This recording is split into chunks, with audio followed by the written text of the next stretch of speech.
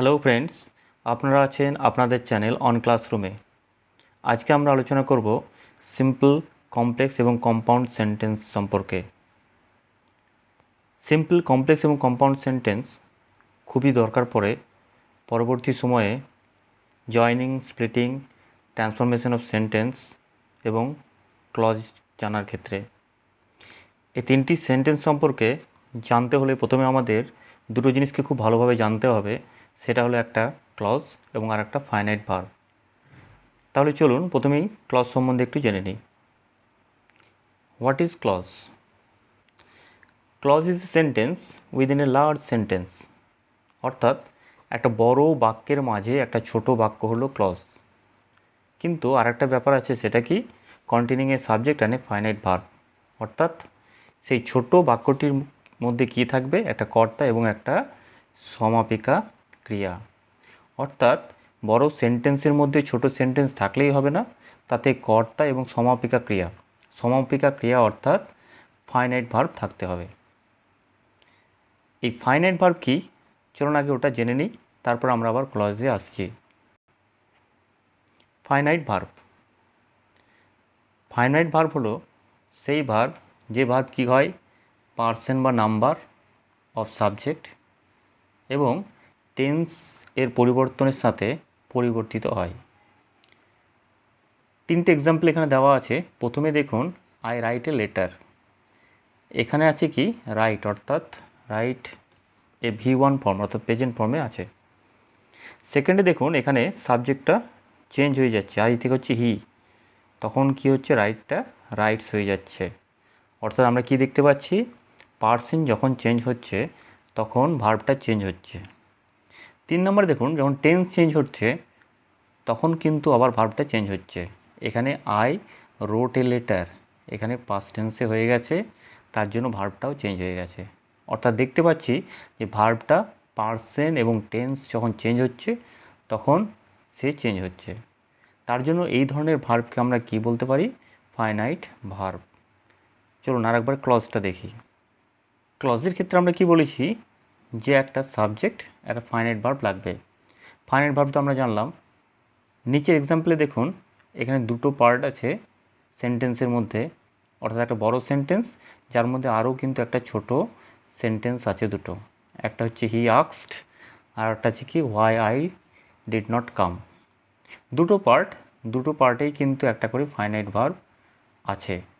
সুতরাং এখানে আমরা বলতে পারি যে এই সেন্টেন্সের মধ্যে দুটো ক্লজ আছে, একটা মেইন ক্লজ আর একটা সাবঅর্ডিনেট ক্লজ।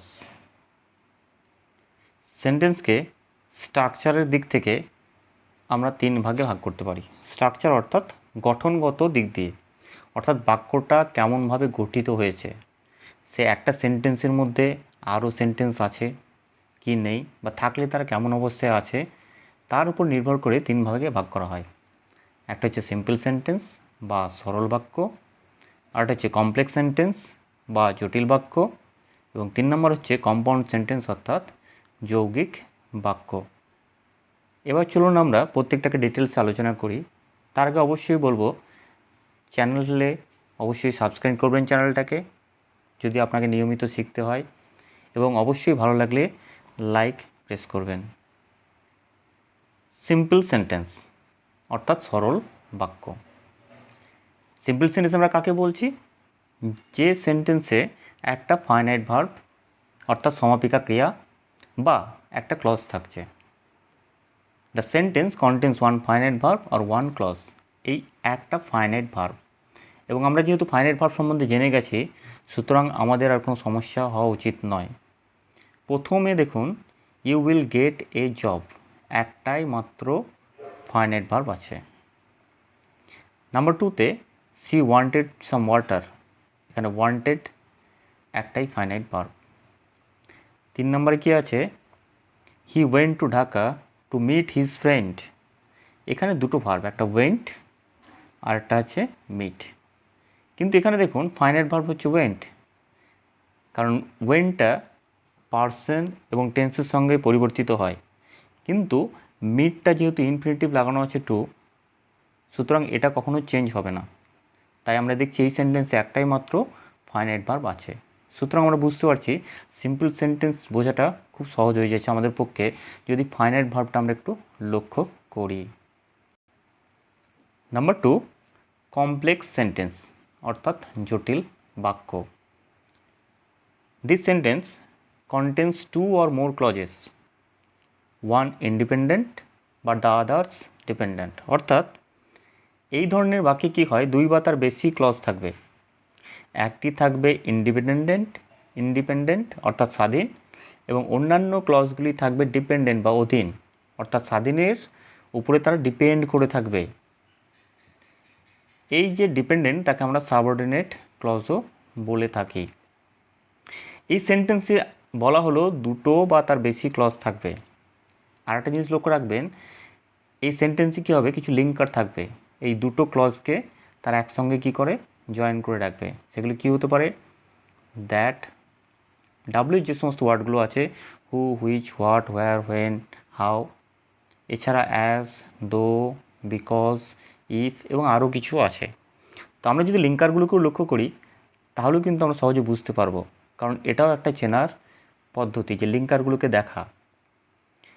এক্সাম্পলে দেখুন, প্রথম যে এক্সাম্পলটা আছে 1 নম্বরে, I know that he will get a job. এখানে একটা সেন্টেন্সের মধ্যে 2 পার্ট। প্রথম পার্টে দেখুন আই নো, এটা কিন্তু স্বাধীন একটা পার্ট, এবং দ্বিতীয় পার্টটা যেটা আছে সেটা প্রথম পার্টের উপরে ডিপেন্ড করে আছে, that he will get a job. একে আমরা কি বলছি, সাবঅর্ডিনেট ক্লজ। এবং দেখুন এখানে দ্যাট দিয়ে যে লিঙ্কারগুলো বললাম তার মধ্যে একটা লিঙ্কার হচ্ছে দ্যাট, সেটাতেই যুক্ত আছে। এই ধরনের সেন্টেন্সকে আমরা কি বলছি, কমপ্লেক্স সেন্টেন্স। নাম্বার 2 এক্সাম্পলে দেখুন, you gave me a pen which was red in colour. এখানে দেখুন you gave me a pen, এটা হচ্ছে স্বাধীন একটা পার্ট। আর দ্বিতীয় অংশটা which was red in colour, এই পার্টটা দেখুন সম্পূর্ণ প্রথম পার্টের উপর ডিপেন্ড করে আছে। এটা পুরোপুরি পেনের উপর ডিপেন্ড করে আছে, পেন সম্বন্ধেই বলছে। যদিও এখানে ফাইনাইট ভার্ব আছে তার জন্য এটা কি একটা ক্লজ, কিন্তু যেহেতু ডিপেন্ড করে আছে তার জন্য এখানে আমরা সাবঅর্ডিনেট ক্লজ বলছি। এই ধরনের সেন্টেন্সগুলোকে আমরা কি বলতে পারি, কমপ্লেক্স সেন্টেন্স। সুতরাং আমরা সহজে এটা চিনতে পারবো যে 2 পার্ট, একটা পার্ট আরেকটা পার্টের উপর ডিপেন্ড করে থাকবে, এবং যে লিঙ্কারগুলো বললাম সেই লিঙ্কারগুলো অবশ্যই এখানে থাকবে। 3 নম্বর sentence, compound sentence. Compound sentence অর্থাৎ যৌগিক বাক্য। এখানে কি হচ্ছে, contains 2 or more independent clauses, যাকে আমরা কোঅর্ডিনেটিং ক্লজ বা সংযুক্ত স্বাধীন ক্লজ বলবো।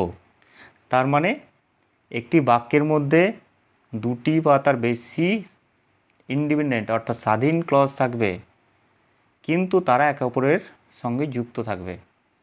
কিছু লিঙ্কার থাকে, কী কী লিঙ্কার, যেমন অ্যান্ড, বাট, অর ইত্যাদি লিঙ্কার দিয়ে কিন্তু এগুলো যুক্ত থাকে। এগুলো করে সংযুক্ত স্বাধীন, অর্থাৎ প্রত্যেকটা পার্ট একে অপরের কাছে কিছুটা সংযুক্ত হয়ে থাকছে ঠিকই, কিন্তু পরস্পর সব স্বাধীন। নিচে এক্সাম্পল দেখলে আপনারা সহজেই বুঝতে পারবেন। প্রথম হচ্ছে he was tired and fell asleep. He was tired and he fell asleep, আমরা এইভাবে ভাগ করতে পারি। এখানে অ্যান্ড দিয়ে দেখুন, অ্যান্ড লিঙ্কার দিয়ে যুক্ত আছে, কিন্তু 2 পার্ট যুক্ত আছে একটা সেন্টেন্সের মধ্যে অবশ্যই, কিন্তু তার নিজেটা অনেকটাই স্বাধীন। সেকেন্ড সেন্টেন্সে he is old but he still works.